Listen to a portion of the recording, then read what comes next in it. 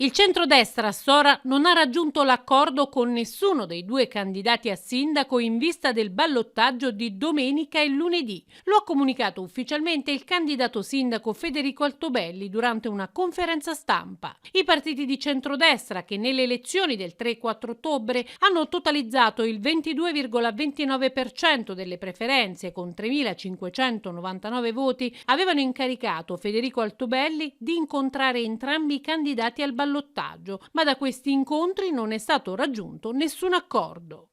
Allo Stato posso dire che nessun accordo è stato raggiunto con le altre coalizioni, diciamo così, le altre liste e quindi sostanzialmente il centrodestra rimane equidistante dalle due posizioni. Chiaramente potete capire che essendo noi una coalizione di centrodestra siamo comunque alternativi al Partito Democratico, ma questo è ovvio, è nello stato uno stato di fatto, diciamo così. Abbiamo a cuore la città e abbiamo a cuore una serie di punti programmatici che ci piacerebbe che gli altri candidati abbracciassero per poter, diciamo così, fare un discorso, iniziare poi un discorso anche successivamente.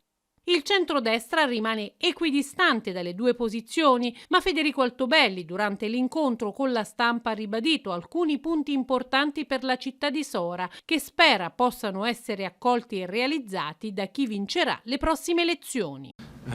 Noi abbiamo a cuore punti come la riduzione delle tasse comunali, che per noi sono fondamentali per aiutare le imprese a svilupparsi in questo territorio, la riattivazione dei servizi sociali che secondo noi sono importanti in questo momento di difficoltà da parte di molte famiglie.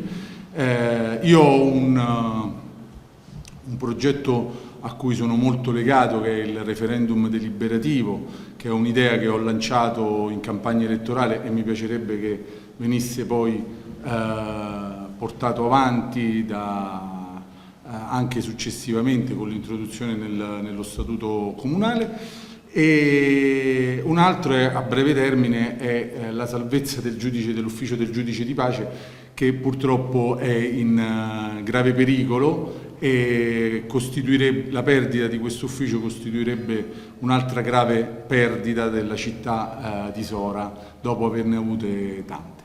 Al termine della conferenza, Federico Altobelli ha espresso il suo ringraziamento a quanti lo hanno sostenuto.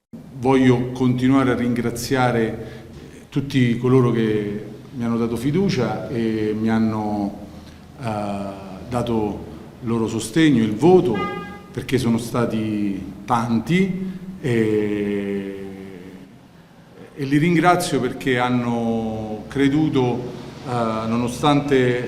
nel nostro progetto, nonostante sia un progetto che si è dovuto far conoscere in tempi brevi. Ecco, tutto qui.